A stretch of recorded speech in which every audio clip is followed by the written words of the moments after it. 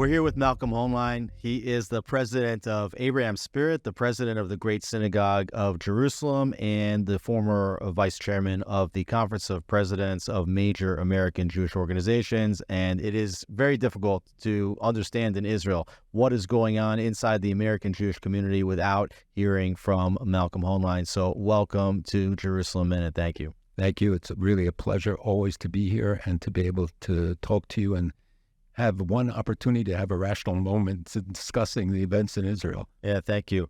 We're definitely seeing a political rift emerging now 120 days after the beginning of the war inside the Gaza Strip. The United States, which said from the very beginning they had Israel's back, they sent over aircraft carriers, now appearing to get more and more frustrated that the war continues to drag on, and we're seeing pressure as Israel closes in on Hamas senior leaders in the south of the Strip, in Khan Yunis, also in Rafah. U.S. saying that the Israeli operation in Rafah could cause some serious diplomatic problems. We're also starting to see that the United States continues to pressure towards the creation of a Palestinian state, that the Palestinian state, in their view, is the only logical outcome of the most barbaric attack in the history of the modern Israeli state, modern Jewish state, on October 7th. How do you understand this current pressure from the United States, and what's the strength of the relationship between Israel and the Biden administration? I think the strength of the relationship between Israel and the U.S. remains very strong. All the polls show that the American people stand with Israel. We see it in the votes of the members of Congress. Is there fraying on the edges? Of course, there's those who hold ideological positions. I think in the American Jewish community, the support is remarkably strong. I would not have thought that after 120 days it would remain as unified. October 7th was a transformational day for American Jewry, as it was for Israel and world Jewry. I don't think that is going to dissipate. I think that it's made people rethink their affiliations with Israel, and then the rise of anti-Semitism and anti-Zionism, anti-Israelism, and the vicious nature of what we've seen on campus, but increasingly off campus, has also made people rethink their personal identities and their identification with the state of Israel, and it's become much more central. People standing up in ways that they had not before, whether it's on the boards of major universities and cutting funding after many of them donated tens and even hundreds of millions of dollars. I think it's a revolutionary change. Of course, with time, it gets harder for people to sustain it, and the images that the American television, like Western European television and others, is always negative towards Israel, with the exception of a couple of channels. And the perception then is created. Facts are completely distorted. And you have the activists on the left, extreme left, are putting pressure on the Democratic Party. They threaten them with the loss of Michigan, which is important to the president. They threaten diminution of support. And maybe perhaps that is being reflected in what the president has said. But I think the Democrats overall remain supportive of Israel. You see people like Senator Fetterman, who was not considered in the beginning as going to be as supportive as he has been, remarkably supportive, and many others. But he's not the highest respected senator these days. Well, he's gained respect among some of us because of his stand. But Senator Gillibrand, for instance, has become much more vocal. I see it. Many senators have taken on specific aspects of the cause after visiting here or reading about what happened, recognizing that this is the true nature of the evil that Israel faces, that this is what Israel has to put up with every day, and potentially on 3, 4, 5 sides, that you have the agents of Iran empowered with the weapons, with the infrastructure, and people in America have a hard time understanding exactly what Israel is facing. When you tell them there's 500 miles of tunnels, they don't get it. It's hard to tell them until we say, well, just think if we had to take over the subway system and fight throughout New York, and much of this is 20, 30, 50 meters deep, well booby-trapped and well-equipped forces. Right. Another issue with these tunnels, you're talking about 500 miles of tunnels, and when you say that, that gives the impression that the territory is 500 miles long. It's not. It's 20 miles long and maybe 7 to 9 miles wide. in its widest point. And the complexity that you're alluding to is compounded by the fact that every apartment, every house, I speak to soldiers who are in Gaza, and I think if anybody wants to measure the resilience of the people of Israel, the commitment, their understanding of what they're up against, even people who were in all the demonstrations, the people of the left, are some of the most vocal supporters. And every place I went, the soldiers' spirit has remained so amazing. I was last night at a base, and the determination and the desire to go in and to finish this right, because they understand that if we don't do it like we didn't in Lebanon, and I can tell you Arab leaders at the time told me, tell them, finish it, decimate it, decimate it. They're saying it to me now, and said, don't listen to what we say publicly. We need this, because if not, we're in danger. Egypt will be in danger. Jordan will be in danger. All of the Gulf states will be in danger. So we are sending the wrong message if we start putting pressure on Israel to give the terrorists a victory. This is the message that we're sending by some of this, to say, we're going to give you the Palestinian state, regardless of whether it should be or shouldn't be. But if you say that comes in outgrowth of October 7th, you have given them a victory that will be replicated around the world, because they'll say it works. The West is weak. They can be intimidated. They can be, that even in the face of this horrific evil, which everybody condemned, if there isn't the kind of unified stance and say that we're going to eradicate them, root them out, and you can't do that if you can't go into Rafah. You can't do that if you don't fight them in the tunnels. You can't do that if there are going to be civilian casualties. And look at all the experts who say that the kill ratio is amongst the lowest ever. That doesn't get coverage. You don't hear people relating that story. Right. You have the lowest ratio of civilian casualties to combatants in the history of modern warfare, and yet you have these comments from Biden just this past week saying that Israel's response has been over the top, that way too many civilians have died inside the Gaza Strip. And yet, as you mentioned, you have tunnel infrastructure, which comes up in houses, civilian houses, in mosques, in schools, in hospitals, in UNRWA buildings as well. And then they deny it and say this is a myth that you can't prove. And they show the pictures of it. You can't deny what's in the bedrock of these mountains. And you also have combatants that are fighting against Israeli soldiers in civilian clothes. So if Israel wants to have a military victory in the Gaza Strip and to remove Hamas from power, as was the goal that was agreed upon in the beginning of the war together with the United States, why all of a sudden is there this pressure to not allow Israel to finish the job? It's as if the United States is telling Israel, okay, you had the right to fight, but you don't have the right to win. Because I think it's the Western mentality. It is. It permeates it in so many regards. Look how we've given up on our campuses and our domestic institutions. This is a war about America's security, Western security. It's not just about Israel. Israel is taking on the fight for everyone, for all of us, all of the Western democracy.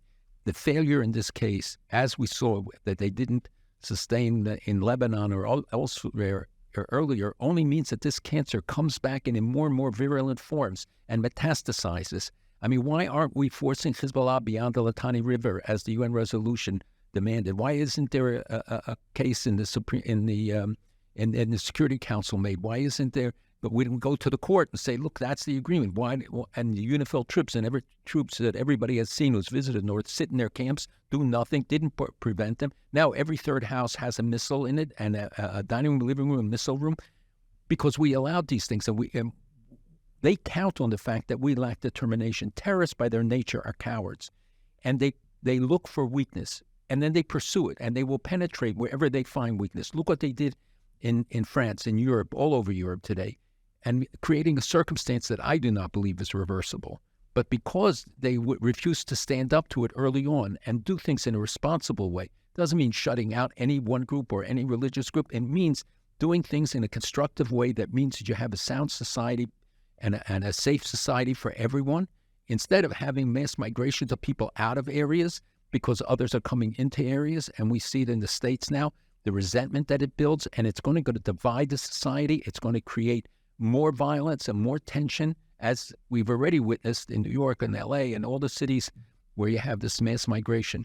So I think it's part, unfortunately, of the Western mentality of a generation that is weak, that the greatest generation, I think, would look with embarrassment at the determination. It's not because they're not good. I think our young people are really good and committed. They've been brainwashed.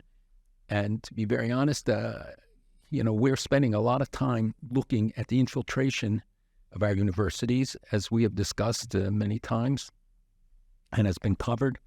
But that's only the tip of the iceberg. Alex, we are finding stuff about what's going on in the public schools at the high school level.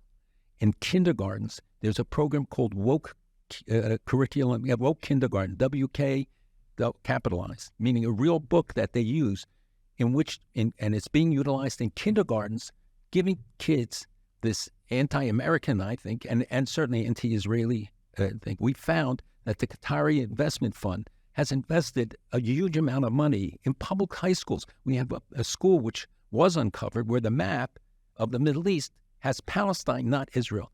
And I spoke to the superintendent there, and he said to me, well, yeah, but it's been there for 12 years. I said, for 12 years, you've educated kids, nobody thought? He said, well, it's an Arabic culture class, which Qatar was sponsoring and others. Yeah, you had the Qataris funding American universities to the tune of billions of dollars for decades. Even the Saudis were funding the Middle East study centers of universities like at Georgetown. And what they did is they targeted specifically Title VI universities. And Title VI universities, what they do is they create the curriculums for public schools and map out the textbooks for public schools. And so now we're actually starting to see this second generation of toxicity in the education system. We thought it was only on the university campuses. Now we're waking up and realizing that it is actually in the public school systems. And we don't even realize yet the full extent of this because they didn't report. The universities didn't tell that they got billions. At least in one source, we have traced $13 billion. Others have said it between 6 and 10 billion over a number of years. But the billions also included the fact that they got packages of scholarship to give to the students they wanted to bring. They also had a say in appointment of faculty. And universities never accounted for this money, never reported it. And a lot of the information, the public source information on the files of the DOE seemed to have disappeared since the first revelations. Congress is investigating it finally. They're looking at this, and I can tell you, I've spoken to members of Congress, they're just flabbergasted by this, and then they call in officials and they don't get any serious answer about how all of this could have transpired with no responsibility on the part of the universities, their boards, and accountability. But when we find out that our kindergartens, our high schools, our public high schools, let alone the private schools that are run by some of the Muslim organizations, are creating a generation that is going to replicate what we've seen in Europe and elsewhere. So we've seen some American financiers, Jewish American financiers of universities. And non-Jewish. Like Bill Ackman and others, who was a donor to Harvard, and Mark Rowan, a donor to University of Pennsylvania, realizing that they also have significant financial leverage over the universities.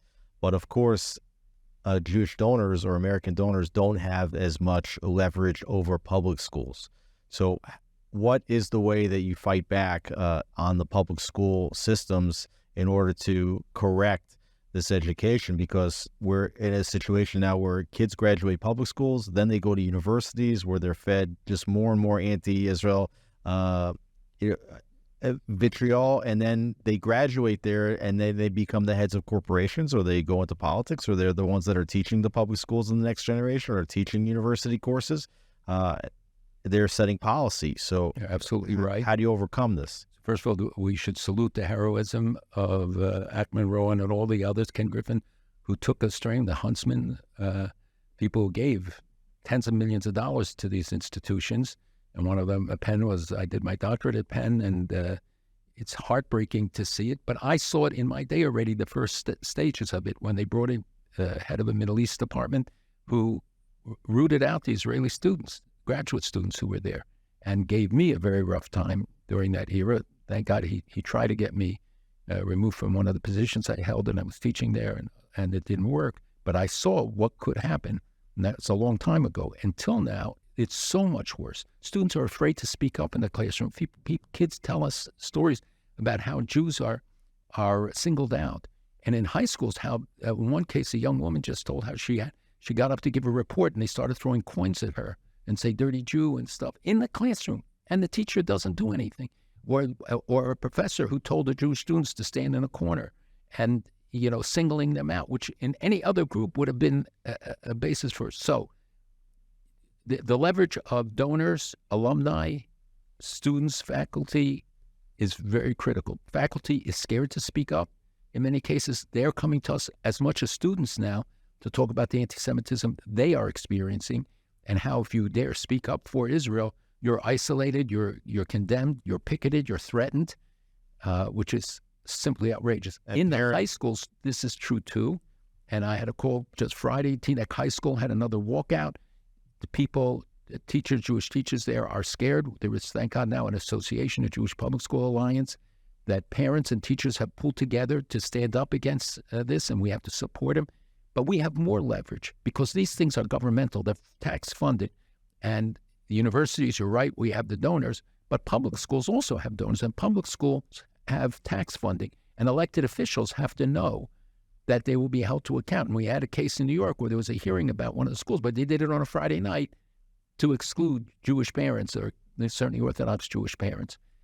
We have to stand up against it. And one of the things we got to do is get everybody to vote. We got to get, because often votes for, let's say, city council are dismissed as not important, when in fact they're passing a lot of these rules and laws that are enabling what's happening on the schools, and stand up for them. And have a hearing on anti-Semitism, the president of City University wouldn't even show up for it. So, and also in these local councils, it's a few tens of thousands of votes can be the difference. It's not a few thousand votes. A few thousand votes. In some cases, even a few hundred votes can make all the difference. And when there's redistricting, we have to make our voices heard. They are organizing and organizing more and more. And they start by electing people as district leaders, city council members, all sorts of positions, because they move up then in the hierarchy. We have to do much more in that regard. And it's not to exclude people. I think people of every kind of American should be represented in government, but not those who are coming with a specific ideological agenda. And we don't know to what degree people have been compromised by their associations with Qatar. Saudi Arabia used to be the source of this. We don't believe it's now the anti-Israel agenda.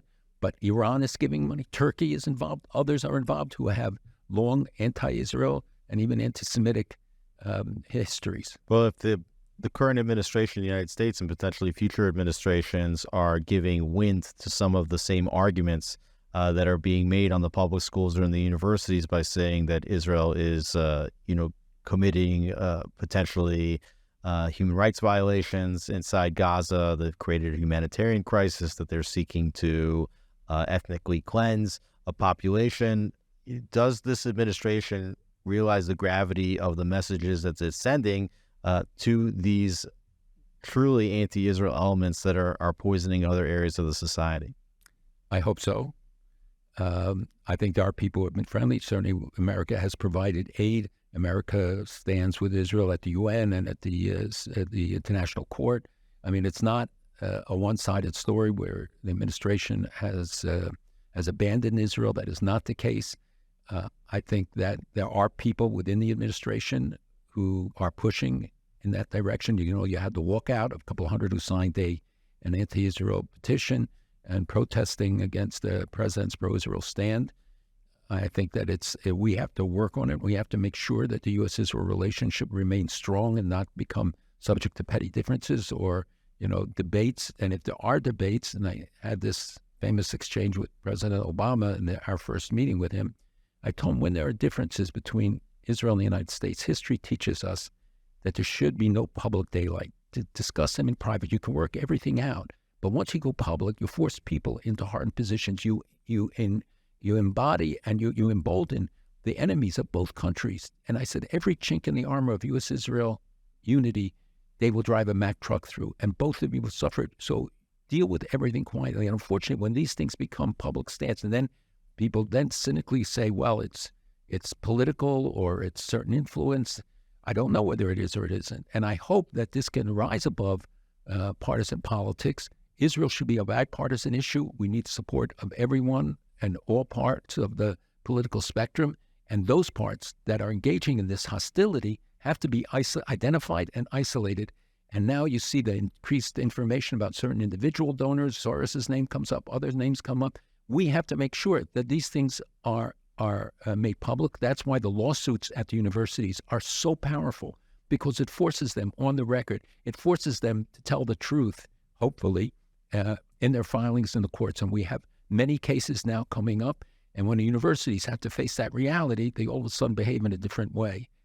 And I think that this, we have to be more assertive. We have to be clear in our agenda. We have to be unified. It doesn't mean we march in lockstep. It doesn't mean we have to support every decision or every person in the government of Israel. But if we don't understand after October 7th and after the events of this last month that our fate is intertwined, we have one faith and one fate, and that what happens here is going to affect, it's not only because half the Jews live here, it's because all of us have a connection to it. I think that's why you see all these solidarity missions. I think that's why you see people who did not give and didn't associate in a stronger way. Even your guests on your shows, I've seen people who previously did not have the kind of emotional commitment and understanding that we are facing what our grandparents faced in 1942 with the events that I saw firsthand in Be'eri and Sderot the day after the massacre. I will never forget it. I don't talk about it much because I can't. But this is something that scars the souls of all of us. And we can't let it diminish with time, which they count on.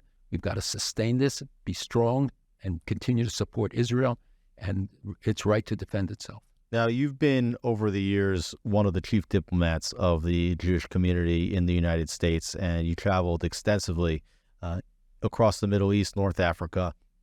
In many ways, you prepared some of the groundwork towards the Abraham Accords that were signed in 2018. And we're starting to see now that the current U.S. administration is pressuring Israel to move forward towards a normalization with Saudi Arabia, which has been on the table for many years already, but saying publicly that the only way that the Saudis will normalize Israel is if there is a clear path forward, irrevocable path forward toward a Palestinian state. Maybe you can lend some insights into your visits to the Kingdom of Saudi Arabia, and is this the Saudis that really care if there's a Palestinian state? What is the foundations of a Saudi-Israeli normalization all about? Or is this just the United States trying to use a lever against Israel, knowing how badly Israel wants to formally normalize with Saudi Arabia in order to use that as a hinge to get Israel on a path toward a Palestinian state? That deserves a book, not an answer. That's right. I worked in the Gulf for 30 years. I always believed that was an area where the Israel relationship with Israel could be improved. It would be expanded. It could be a mutually beneficial relationship, as I did about the Mediterranean when we fostered the Greece-Cyprus-Israel relationship, and in Central Asia. I still believe that is true, and I think, and we presented in Abraham's Spirit, is based on the idea that we can develop a regional thing that will go from Morocco to India, even to Korea, build a base of I would say stability and interrelationships. And many countries are turning to us and wanting to be part of it. At least they did until October 7th, not because they are diminished in their. When I speak to people that I knew from before, it has not diminished. They're just afraid about the public stance, that they feel the street. But I can tell you, one of those leaders said to me, if I ask my people to name the top 50 issues that they are concerned about and want me to address, the Palestinians wouldn't be one of them. And most of them said that they hate them when they saw how they betrayed us and how we gave them all of these billions of dollars. And what did they do? They enriched the leaders of Hamas. Did they build? No, they built tunnels instead of hospitals. They wasted all of the money we gave them. They had a chance to build a state in Gaza when Israel pulled out. They didn't do it. And we just kept giving them more and more money down this bottomless pit. And yet they're afraid because they can turn populations against them. They can turn the attacks like the Houthis did against Saudi Arabia. And Saudi Arabia is still scared of it, even though it's like the mouse and the elephant to me.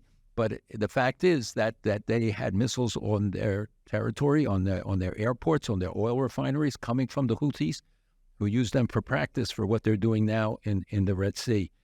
So I think that many of these countries see the outcome of this war as vital for their security. How do I know? Because they say so. They don't say it publicly necessary, but look what the Bahraini foreign minister said at the opening of the meeting, the Gulf meeting, and others. And moments of candor, they continue to say, they know their future rests with Israel. Each of them is building a high-tech city in Bahrain and Oman, in Saudi Arabia and Oman. Israeli technology will be vital for them. They want it, and they want to have the tourism. They want to have the economic opportunities that will come with it, and most of all, the stability. They all hate Iran. They all fear Iran. Just because Saudi Arabia signed a paper with them, the relationship really hasn't improved so much. And we really have opportunities in terms of Iran to make a difference if we would support the people. I would say that 80%, maybe 90% of the people, and this is from discussions with dissidents, with former leaders, are against this regime. And they're pro-Israel. When they had a moment of silence in the stadia around called for by the government, the people came in and blew horns and screamed and yelled instead of having a moment of silence. And we see many manifestations of this kind inside Iran. So if we had a more far-sighted view and try to see where we could help, not by us having to send troops, but by us showing support verbally, financially, in other ways, and by working together with our allies to say we will come up with a resolution. But you'll never get a resolution out of weakness. It's only going to be out of strength. That's all that Iran respects. That's all that terrorists respect. And our allies are measuring where we stand, because how we stand with Israel, and they say with all the clout of Jews and all the pro-Israel clout in America, if Israel can't rely on the United States, how can we? And they look at the events in the Gulf and they look at the other things. That's why the presence of the aircraft carriers, as much as it was a security interest in the United States, it was a message to them that we stand with our allies. And we have to maintain that. And I do not believe that any of the leadership on either side is anti-Israel. I think that President Biden had a long history. I think President Trump, during his record, showed it. And we have to sustain it, but we need to sustain it through all the members of Congress. We need to build up public opinion. We have to not take it for granted and not dismiss it and say, oh, they're all anti-Semites. We have to hold media to account, and we have to support the pro-Israel media. We have to make our voices heard in the schools and in the universities. We showed you can make a difference, but it's not by silence and it's not by acquiescence. We have to do it by activism and building alliances with our non-Jewish friends, with friends in the Blacks community, Hispanic community, Hindu community, Asian American communities who are ready. They're much more ready than people believe, but they can't do it in isolation. So I think there is an agenda for us. I think it's time to build together a movement against Jew hatred. We have a lot of important individual initiatives, but they have to be more coordinated, and to sustain the effort on the internet, which is poisonous and, as you know, is a powerful vehicle against us. We have to do much more to counter it and to invest in it. And I think that can only come about by a unified movement, with each project can be sustained, but work together and see that all of those working on public schools work together, all those universities. So we use our resources to the maximum, and we show our friends that we will stand with them, and that we will show those who are against us that there's a price to pay. October 7th was a tremendous opportunity to correct misconceptions and strengthen Israel's security. It's an opportunity to transform the Middle East by taking out the malign actors in the region, including Hamas and Hezbollah and the Houthis, and all the way up to Iran, and at the same time normalizing with moderates in the region that want to see a prosperous and better future. It's also an opportunity to nip in the bud this latent anti-Semitism, which has been metastasizing in the United States, and it's an opportunity to strengthen the relationship between Israel and the rest of the free world, including the United States. But that, of course, takes a lot of concerted effort to make good decisions, and to make good decisions quickly, and not to make horrific mistakes. Are you ultimately bullish on what can happen here? Can this be the 1967 style moment that transforms Israel, the United States, and the Middle East? Or are we going to not be able to take advantage of these moments and potentially lose a tremendous opportunity? Well, prophecy is not one of the gifts I got, so I can't say what will be. I agree with you with what could be, and it can be the outcome despite the negative forces that are active. People have to remember, Israel could have carpet bombed Gaza. It would have been over very quickly. But the death toll, which I don't believe anyway, because it's all Hamas figures, and yet to sustain what those numbers. But even if it is, as we showed, that it's the lowest kill ratio, Israel could have clearly carpet bombed into the Middle Ages, the Gaza, and especially taken out all the beautiful. Well, if they would have done that, then they would have been accused of genocide in the International Court of Justice. Nobody would ever accuse Israel of genocide. But the problem was you had the hostages, and they used the hostages to surround Sinwar. We know that from all the accounts, and whose heart isn't broken, who doesn't think and pray for them every single day. So Israel was restricted in what it could do, and did this in a systematic way. The stories about blowing up hospitals, I mean, so much of this is fictionalized, and so much of it is the fault of Hamas. Look at the Hamas leadership in the first day had turned themselves in, and those who engaged in the attack from Gaza on October 7th turned themselves in and released the hostages. Nobody would have been hurt. It would have been over. But they didn't, and they're always using their people as civilian hostages. They put them as shields, as human shields. And they know that Israel is reluctant to fire, and many Israelis died because they didn't shoot because there were civilians involved. And I think the world perception has to change. They have to understand what it means to fight a war like this. How many policemen kill civilians because in the line of duty it happens. There are mistakes. Are there civilians who get killed? Unfortunately, yes. Is it regrettable? In most cases, yes. But when the terrorists hide amongst them, when they use them as human shields, when they make them fodder for cannon fodder for themselves and against Israel as a bulwark, that the onus then falls on them. And I think if Qatar and others would use their leverage to the maximum, tell the leaders who are living in luxury with billions of dollars in Qatar that we're going to turn you in, we're going to give you over if you don't immediately release the hostages. And if you don't stop the fighting and give Sinwar and let him stand trial for his actions, then they're all complicit in this. How do people learn more about American Spirit? About Abraham's Spirit? Abraham's Spirit. Well, we will be putting stuff up. We will have a website soon. Most of what we're still doing quietly and behind the scenes. We have many allies and friends, thank God, both in the regions and here. And there will be an Abraham Spirit site that is actually being developed right now. People can be involved. There are businessmen who do business throughout the region, Jews and non-Jews, who can contact the governments and say, we will stand with you, but we expect you to also stand up for the principles, for the one democracy, for standing against terror.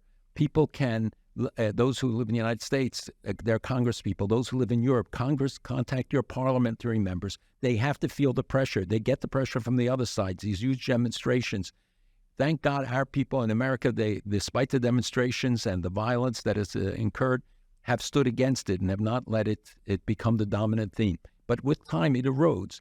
So we have to make our voices heard. People of conscience, especially non-Jews of all kinds, have to make their voices heard. Contact people. None of it is a waste. Everything you do helps contribute to a better solution to this challenging time. Malcolm Hoenlein, thank you so much for being with us. My pleasure.